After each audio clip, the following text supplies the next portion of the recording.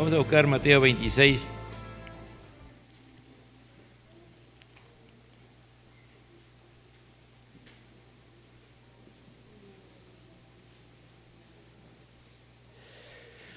Versículo 17. Seguimos la segunda parte de lo que comenzamos la semana pasada, que es servicio, oportunidad de arrepentimiento y comunión con Dios. Dice así la palabra de Dios en el nombre del Padre, del Hijo y del Espíritu Santo. El primer día de la fiesta de los panes sin levadura, vinieron los discípulos a Jesús, diciéndole: ¿dónde quieres que preparemos para que comamos la Pascua? Y él le dijo: id a la ciudad a cierto hombre y decirle: el maestro dice, mi tiempo está cerca, en tu casa celebraré la Pascua con mis discípulos. Y los discípulos hicieron como Jesús les mandó y prepararon la Pascua. Cuando llegó la noche, se sentó a la mesa con los 12. Y mientras comían, dijo: de cierto os digo que uno de vosotros me va a entregar. Y entristecidos en gran manera, comenzó cada uno de ellos a decirle: ¿soy yo, Señor? Entonces él respondiendo dijo: el que mete la mano conmigo en el plato, ese me va a entregar. A la verdad, el Hijo del Hombre va, según está escrito de él. Mas ay de aquel el hombre por quien el Hijo del Hombre es entregado. Bueno le fuere a ese hombre no haber nacido. Entonces respondiendo Judas, el que le entregaba, le dijo: ¿soy yo, maestro? Le dijo: tú lo has dicho. Mientras comían, tomó Jesús el pan y bendijo y lo partió y dio a sus discípulos y dijo: tomad, comed, este es mi cuerpo. Y tomando la copa y dando gracias le dio, diciendo: bebed de ella todos, porque esto es mi sangre, que del nuevo pacto, que por muchos es derramada para remisión de los pecados. Y os digo que desde ahora no beberé más de este fruto de la vid, hasta aquel día en que lo beba de nuevo con vosotros en el reino de mi Padre. Tomen asiento.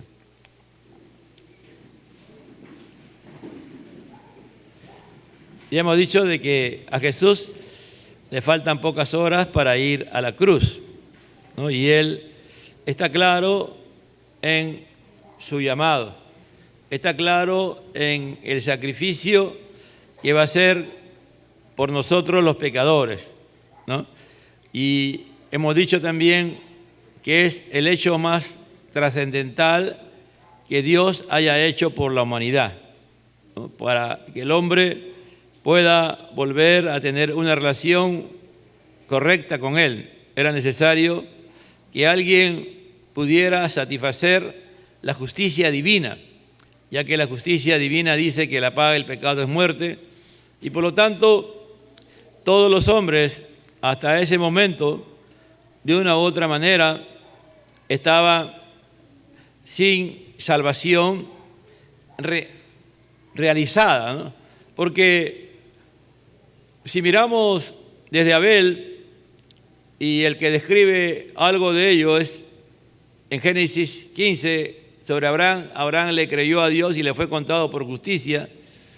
El creer en Dios, a mí, en creer por creer o creer lo que dicen las Sagradas Escrituras, no me salvarían si realmente no hubiese alguien que pagara por mis pecados. Dios mismo estaba endeudado con Él mismo, ¿no? Dios mismo estaba endeudado con Él mismo, ya que Él había declarado salvo a todas las personas antes de que su Hijo muriera en la cruz del Calvario. Por eso digo, el hecho más glorioso y grandioso que Dios ha hecho en la humanidad es que Jesús muriera por todos los pecadores, ¿no? Desde Abel hasta el último en que muere creyendo por fe y Dios lo acepta al momento de que Cristo muere en la cruz del Calvario, hasta antes de ese momento. A partir del momento en que Cristo muere y resucita, todas las personas, la única manera de poder ser salvo es a través de la cruz de Cristo. No hay otra forma. No hay otra forma, amado hermano. Muchos dicen: yo creo en Dios, pero ¿en qué Dios crees tú, no?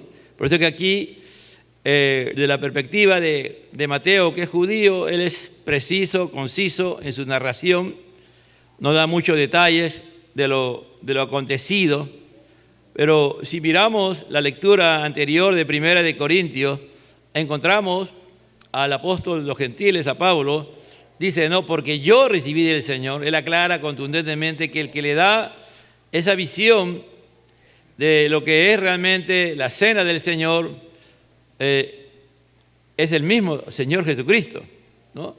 Y Él va a decir una palabra que es trascendental, ¿no? En memoria de mí, ¿no? Cada vez que usted lo haga, háganlo en memoria de mí. Una de las grandes bendiciones que tiene el ser humano es que tiene memoria, ¿no? La mente Dios nos ha dado y en esa mente tenemos memoria de las cosas. ¿Qué significa eso? De que tenemos que tener muy en cuenta la obra de Jesús, de lo que Jesús ha hecho por nosotros. Y hay que tener memoria de eso. No la Santa Cena, que esta fue la última Pascua que los discípulos de Jesús tomaron, comieron y estuvieron reunidos, pero es la primera Santa Cena que se hizo, en el cual la presidió el Señor Jesucristo. Y a partir de ese momento, ya el pueblo de Dios, la iglesia del Señor, lo ha practicado en memoria del Señor. Entonces, aquí encontramos en lo que dijimos el servicio, ¿no? Una de las cosas que ellos van trabajando en su corazón y en su memoria y en su acción es el servicio. Ya hemos dicho que el servicio debe ser tan natural en nuestras vidas que aunque las cosas que hacemos, las hacemos conscientemente, ¿no? Las hacemos porque tenemos que hacerlo, porque esa es nuestra naturaleza ahora en Cristo Jesús, porque si somos servidores de Jesús, porque si somos hijos de Dios, estamos llamados a ser servidores, a ser siervos y aún llegar a la dimensión de entender y comprender que somos esclavos del Señor, de que ya nosotros ya no vivimos, sino el que vive en nosotros es Jesucristo, y que nuestra vida le hemos entregado a Dios, ya no es nuestra vida, la vida nueva que tenemos le pertenece a Dios y por lo tanto somos de Dios. Por eso que debemos ser como Jesucristo. Siempre Él vino, yo no he venido a que me sirvan, yo he venido a servir. Por eso que eso debe ser natural en nosotros, el servir, amado hermano. Si a ti te cuesta servir, si tú no sirves, ¿no? En ningún momento, o es pocas las veces que tú sirves a tu prójimo, ¿no? Aún ni siquiera en tu familia, en tu hogar. Como decíamos la semana pasada, es bueno que te hagas un análisis en la palabra y en el Espíritu, ¿no? De Dios, en el Espíritu de Dios te pueda usar la palabra y Él te pueda demostrar en qué condición estás. Si estás viviendo, como Pablo dice, en memoria de mí, dice Jesús, ¿no? Pablo lo dice. ¿Tienes memoria de Jesús? De lo que Jesús ha hecho por ti, de lo que Él quiere y anhela realmente, de lo que tú y yo deseamos. Él desea que seamos servidores por naturaleza, normal, en la nueva naturaleza. Cuando le preguntan, ¿no? Pero Señor, ¿cuándo te dimos de comer? ¿Cuándo te dimos de beber? ¿Cuándo te vestimos? ¿No? ¿Cuándo? Es decir, era tan normal, tan natural para ellos el servicio que ni siquiera se acordaba a quién le habían hecho. Pero en cambio, nosotros en este tiempo de la modernidad, la posmodernidad, del poscristianismo, en el cual el hombre es el protagonista, ¿no? Hacemos un servicio, algunos que todavía están creciendo en la fe y que son niños en la fe o todavía no conocen realmente el verdadero significado del Evangelio, publican todo lo que hacen, ¿no? Publican por las redes sociales para que todo el mundo se enteró que hizo algo, ¿no? A veces ya ahí tengo un WhatsApp que todos los días un hermano lanza todos los días todo lo que hace, ¿no? Está en parte de lo que es realmente, y lo tengo que recibir porque tengo que estar en ese grupo, ¿no? Entonces es así cuando uno todavía es bebé, y si no le reconocen, olvídese, hermano, se pone como un león, ¿no? Como un león rugiente reclamando que le reconozcan, ¿no? Eso es cuando no hay una vida que no entiende realmente la obra, que el que hace la obra no eres tú, amado hermano, es Jesucristo, en ti. Él es el que hace. Y en segundo lugar, hablábamos de la oportunidad del arrepentimiento, ¿no? Que Jesús, aún hasta el último instante, le dio la oportunidad a Judas de arrepentirse, ¿no? Él sabía que Judas ya lo había ido a ofrecerlo, ya había recibido el dinero, pero le dice, ¿no? Y le da esa oportunidad de que no siga para adelante, ¿no? Le dice, a la verdad el Hijo del Hombre va según está escrito de él, Mas ay de aquel hombre por quien el Hijo del Hombre es entregado. Bueno le fuere a ese hombre no haber nacido. ¿No? Es una palabra muy fuerte, pero que el objetivo era de que cambiara su posición de traidor de Judas a un hombre que se arrepintiera y le confesara, no solamente a él, sino a todos, que él había hecho eso, de ir a ofrecer a Jesús por 30 monedas de plata. ¿No? Entonces dice, y mientras comían, tomó Jesús el pan y bendijo y lo partió y dio a sus discípulos y dijo, ¿no? Bueno, hasta ahí normal, ¿no? Hasta ahí no había ningún problema porque eso era parte de la Pascua, ¿no? Comer pan, tomar vino, ¿no?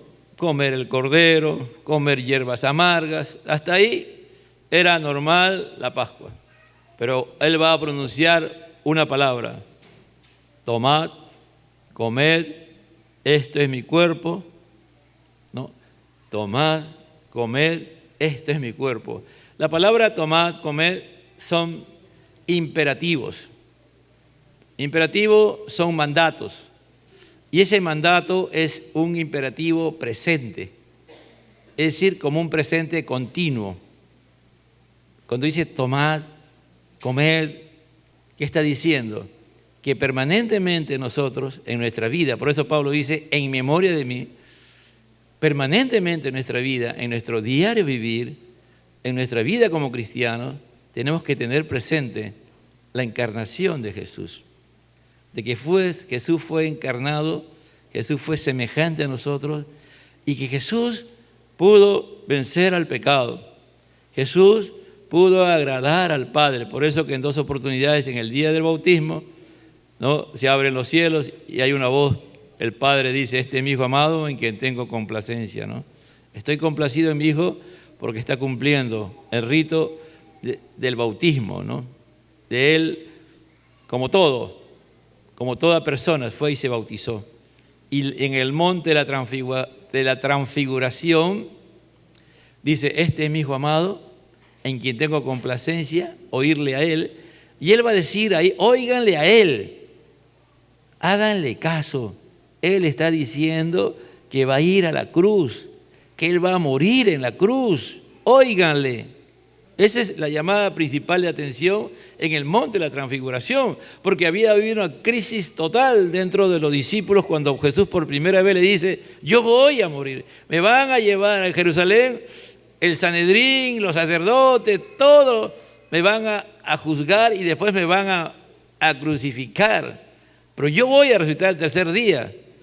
Pero ellos no le creían, por eso que la fe viene por el oír y el oír la palabra de Dios. Si nosotros no tenemos la costumbre de leer la palabra de Dios, de estudiar la palabra de Dios, de memorizar la palabra de Dios, de meditar en la palabra de Dios, es casi imposible oír a Dios, hermano. No vamos a poder oír a Dios. No es una opción. Esa es nuestra nueva naturaleza. Nuestra nueva naturaleza nos demanda oír la palabra. Por eso dice, tomad, comed, ¿no? Tomen, apropiense de mí, imítenme a mí, síganme a mí, busquen la semejanza a mí. Pablo lo pudo entender brillantemente, ¿no? Pablo desarrolla toda esa teología, ¿no? Aunque él mismo, nuestro Señor dice, el que quiere venir en pos de mí, niéguese a sí mismo. Ya ha dicho, bienaventurados los pobres en espíritu, porque ellos es el reino de los cielos. Pero antes dicho, arrepentidos, porque el reino de los cielos se ha acercado.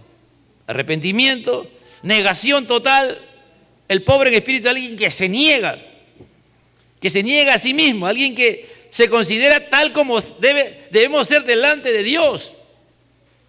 Delante de Dios debemos de ir, si estamos en pecado, confesando todos nuestros pecados y que Él produzca un verdadero y auténtico arrepentimiento en nuestro ser para que Él nos pueda salvar y convertir en verdaderos hijos de Dios. Eso es muy importante y cuando entendemos que tenemos que ser pobres en espíritu, es decir, que somos seres totalmente necesitados de Dios. Es decir, necesitados totalmente de Dios. Y ese es el gran problema de muchos creyentes, que a veces hasta somos místicos en la oración. A veces usamos la oración como que Dios, si yo oro, Dios me tiene que responder.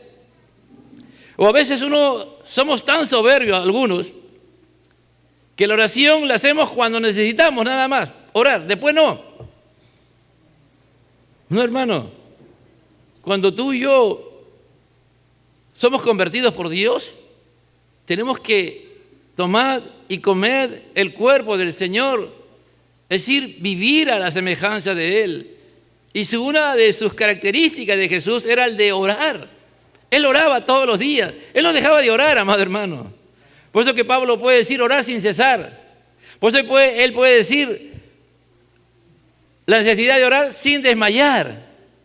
Si él hablaba de la oración era porque él lo practicaba.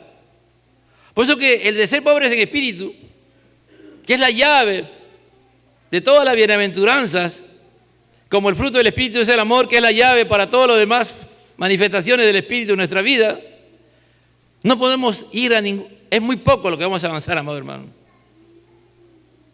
¿No? A veces, en estos días meditaba, ¿no?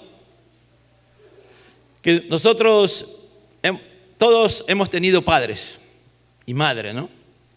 Y los hombres, sexo masculino, de una u otra manera vamos a tender a ser como nuestros padres, ¿no? Si nuestros padres han sido cristianos, vamos a tratar que Dios nos ayude, pero si nuestros padres han sido paganos, pecadores, impíos, y han cometido un sinnúmero de pecados, la característica de nosotros va a ser imitar a nuestros padres, mientras no tengamos a Cristo.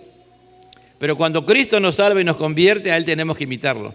Pero si pecamos contra Dios y no salimos de nuestra posición de pecado, ¿no? Nos mantenemos en el pecado siendo cristianos. Hay pecados que a veces cometemos y no queremos renunciar a esos pecados. Las primeras cosas que van a venir sobre nosotros, ¿sabe cuál es? Esas cosas que nuestros padres hacían. Si tu padre era adúltero, tú vas a querer adulterar. Si tu padre era un estafador, tú vas a querer ser estafador. Eso va a venir lo primero. Si tu padre era o es un iracundo, eso va a venir sobre ti, ¿me entiendes? Por eso que aquí dice, tomad, comed, este es mi cuerpo, este es mi cuerpo. Está diciendo, el Señor está diciendo, este pan simboliza mi cuerpo. Este pan no dice, tomad, comed, y habiendo dado gracias a los Dios y diciendo, bebed. Ya bueno, en primera de Corintios dice, y lo partió, ¿no es cierto? ¿Qué hizo Jesús? Lo partió. Era un solo pan, hermano, no eran varios panes, ¿no? Nosotros algún día, no sé, algún día lo haremos, no sé, si es que Dios me da la bendición, hasta ahora no he podido hacerlo, de que sea un solo pan, ¿no? Y que ese pan se reparta entre todos. Era un solo pan, no eran varios panes. Y ese pan Jesús lo partía y después los otros iban partiendo, y al final todos comían, ¿no?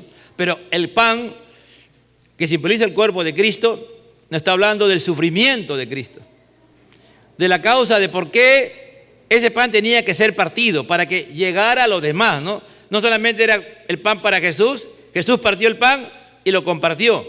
Es decir, de nada valdría la muerte de Jesús en la cruz del Calvario si solamente fuera para el acto de salvar a una persona o solamente agradar al Padre. No, el propósito era para que todas las personas que aceptaran la muerte de Jesús en la cruz del Calvario tuvieran la oportunidad de acercarse, de arrepentirse a Dios gracias a este acto expiatorio, a este sacrificio en la cruz del Calvario, que estamos diciendo que es el acto más grandioso y glorioso que ha habido en la tierra, y yo creo en la misma creación que se haya hecho. No ha habido un acto más glorioso y grandioso y tremendo que Dios haya hecho por la humanidad que su Hijo Jesucristo muriendo por nosotros los pecadores. Hermano, si llegáramos a entender eso, es decir, a veces yo pregunto, no le digo, ¿tú sabes cuánto vale tu salvación? No, me dicen, ¿no? A ver, ¿tú sabes cuánto vale tu salvación? ¿Cuántos saben cuánto vale su salvación? La salvación tiene un precio. Tiene un precio. Algunos dicen, no tiene precio. No, sí tiene un precio. La vida de Cristo. La vida de nuestro Dios, hecho hombre. Por eso ese cuerpo era necesario que fuera partido, crucificado en la cruz, como lo describe tan Dios a través de Isaías, en Isaías 53. Fue como que Isaías, Dios lo hubiese llevado a la cruz.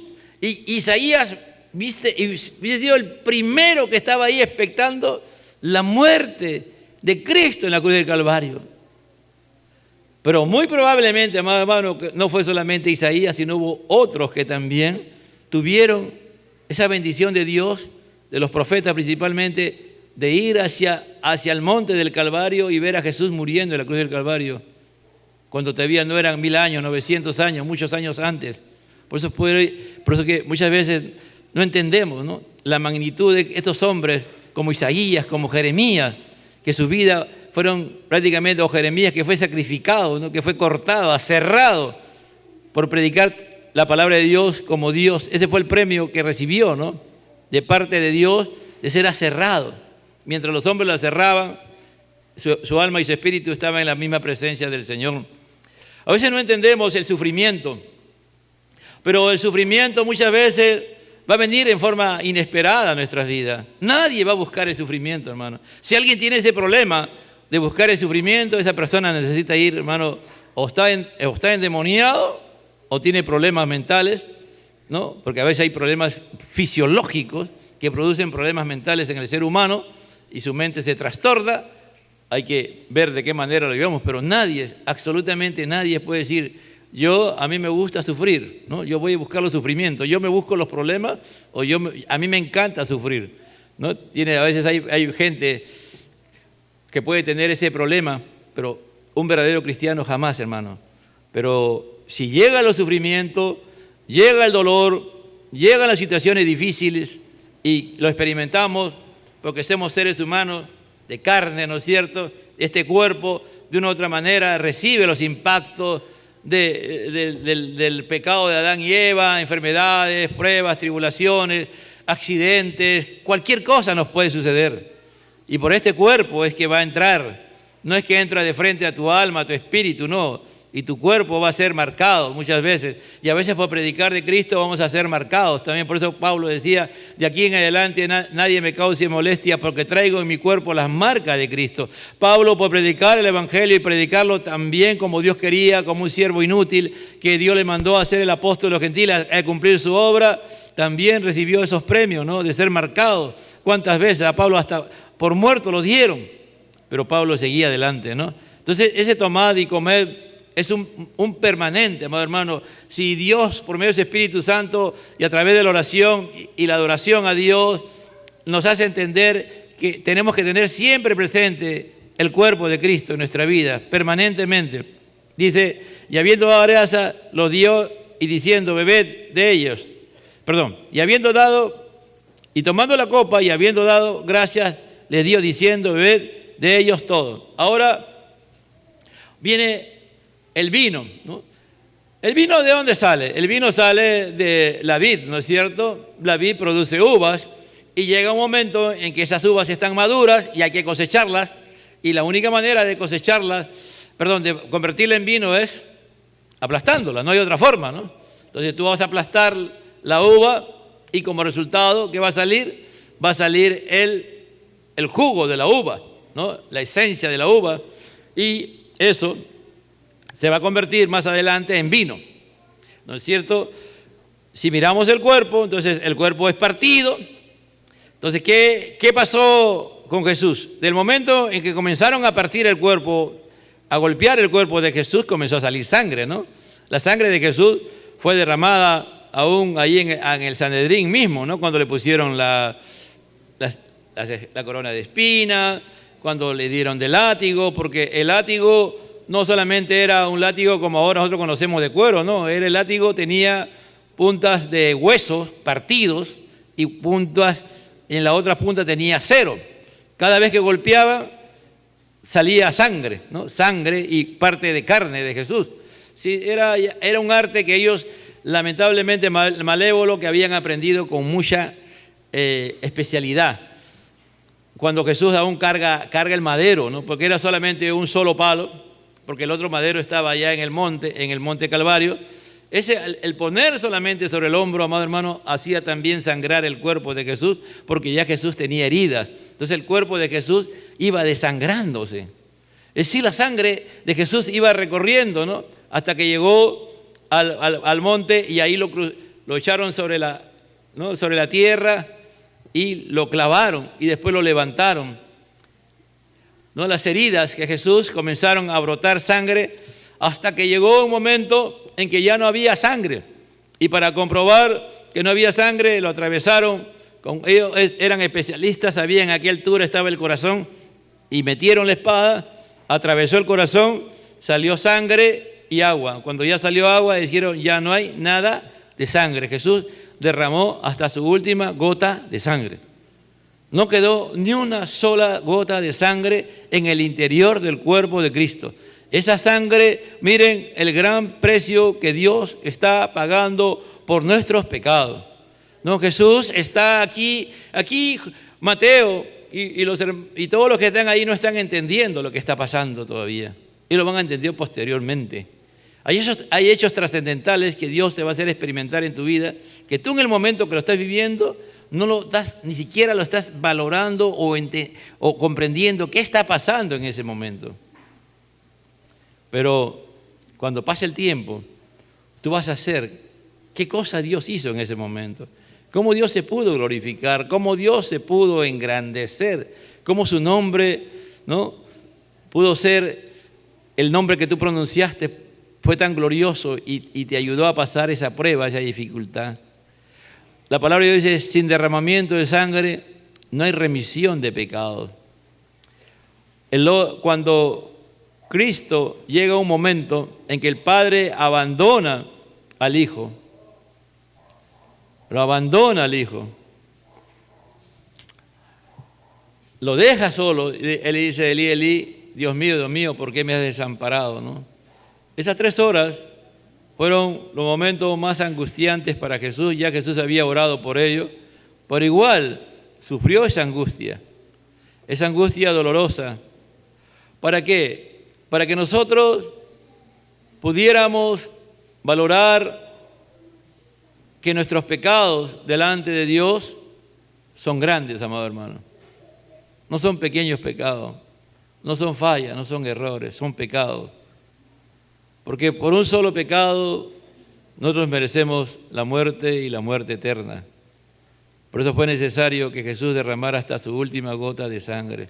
Por eso dice, bebed, ¿no? Bebed, beban de este jugo de uva. Beban, aquí no estoy diciendo que usted beba la sangre de Cristo, que vaya o beba, no. Aquí el que tenga sed, venga a mí y beba, dice el Señor. Una de las cosas que el ser humano va a tener siempre es hambre y sed, naturalmente, ¿no es cierto? Pero espiritualmente el hombre tiene que tener hambre de Dios, hambre espiritual. ¿Y cómo saciamos esa hambre? Entendiendo que tenemos que ser imitadores de Cristo, de que tenemos que enfrentar la vida como Cristo lo enfrentó, ¿entiende? Y el beber es para saciar nuestra alma, saciar nuestro espíritu. Nuestra alma será solitaria, nuestra alma vagará y no encontrará sentido de vida hasta el día en que Cristo nos salve y nos convierta, y nuestra alma solamente se va a llenar con nuestro Señor Jesucristo.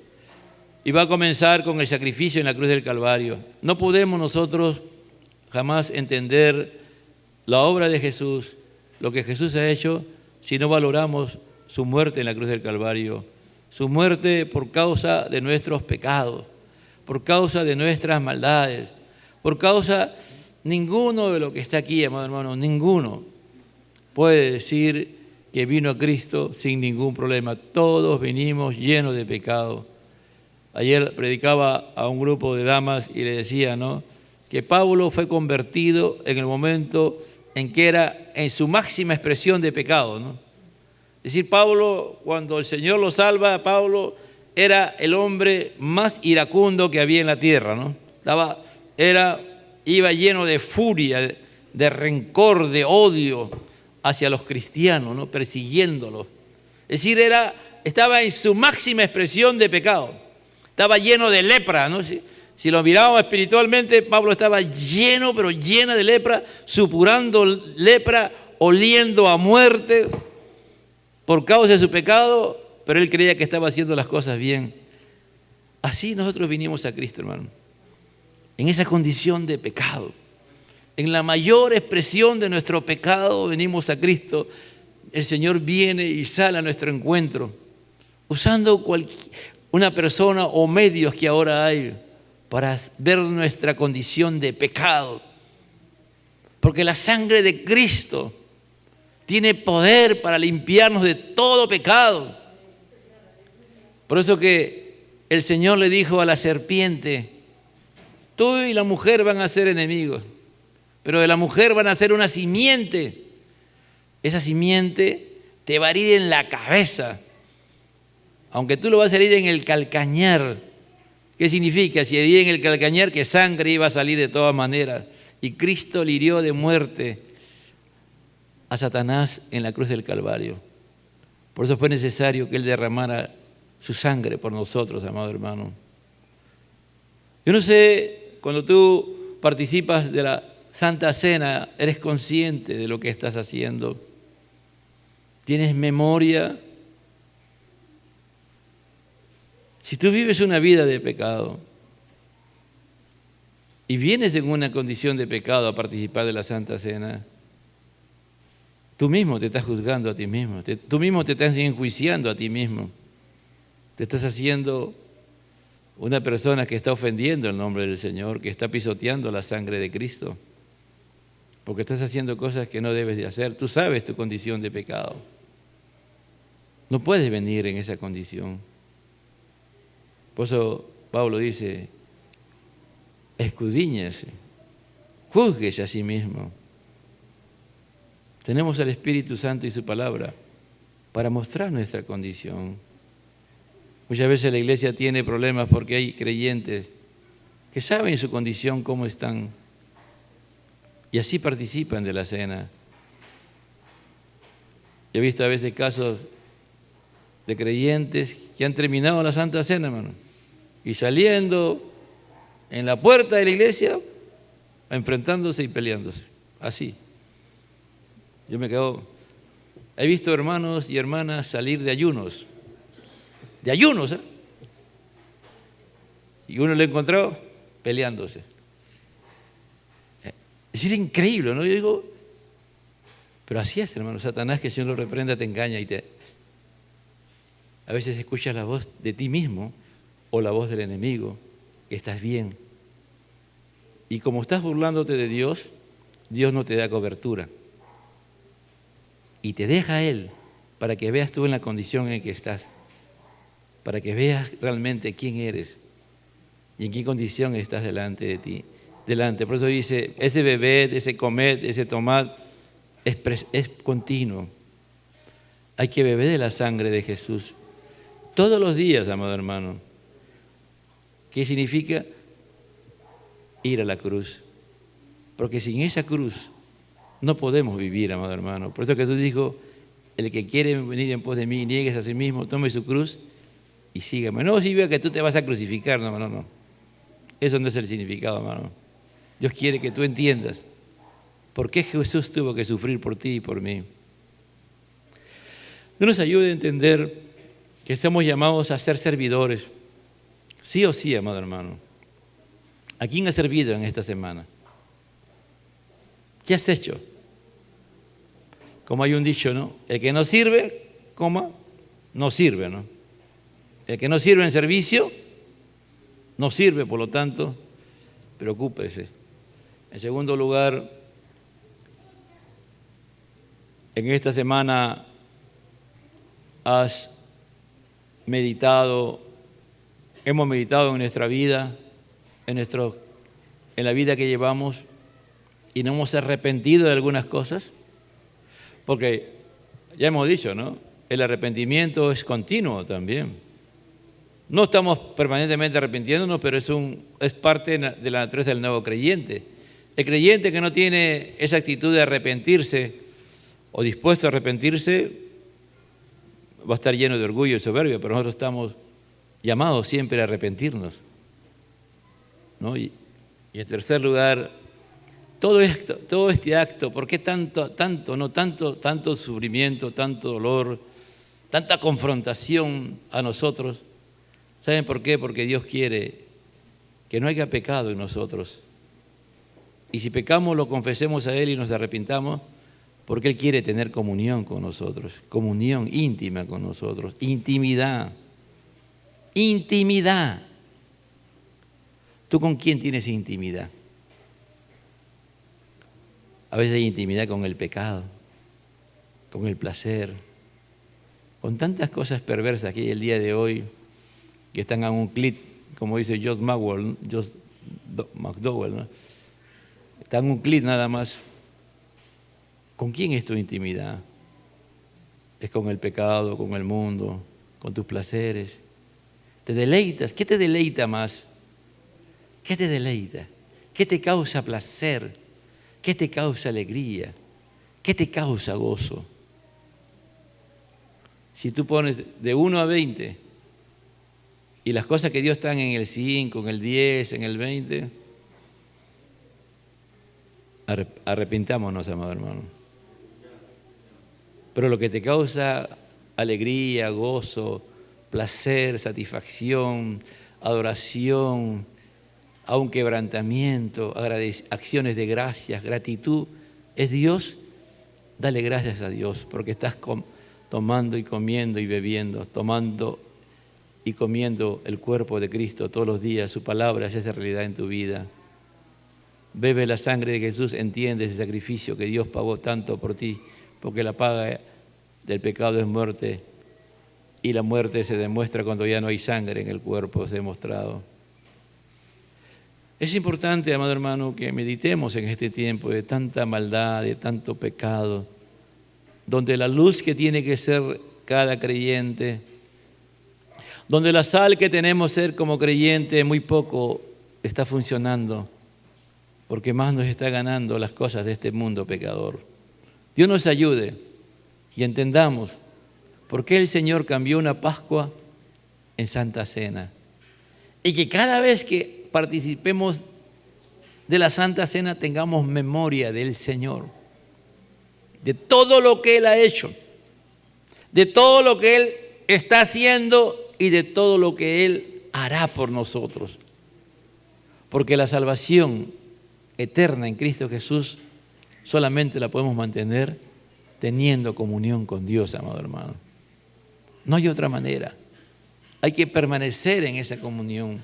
Esa es la más importante, la más trascendental. Si tenemos comunión con Dios, vamos a tener comunión también, si eres hombre o mujer casado, en tu matrimonio.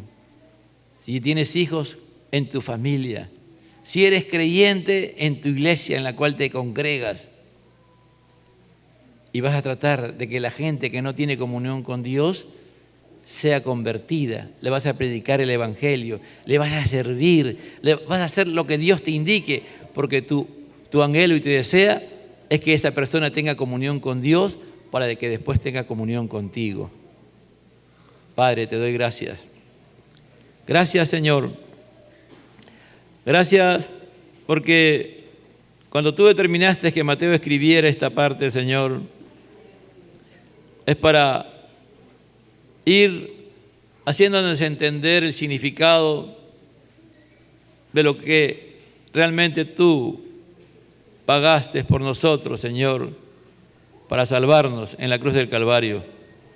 Porque en la cruz, Señor, cuando Cristo estaba muriendo, Él estaba llevando mis pecados en el día que me arrepentí y también posteriormente todos mis pecados que he cometido contra ti, Señor amado, después de haberme convertido. Gracias te doy. Gracias. Vamos a partir el pan y compartir de la uva y vamos a pedir que alguien ayude aquí, por favor. Pongámonos de pie, amado hermano. Yo creo que la palabra ha sido clara. Ya saben, pueden participar de la Santa Cena todos aquellos que se han bautizado en aguas y que están en comunión con Dios. Yo no sé, cada uno sabe su condición, cómo están, así que oremos. Padre, delante de ti estamos. Te pedimos perdón por nuestros pecados. Oh Señor, aún podemos pecar con nuestra mente, en nuestro corazón, pecar contra ti, Señor, porque todo pecado es primeramente contra ti y después contra nuestro prójimo y muchas veces contra nosotros mismos, Señor. Produce en nuestras vidas un verdadero y auténtico arrepentimiento, Señor. Cada uno sabe.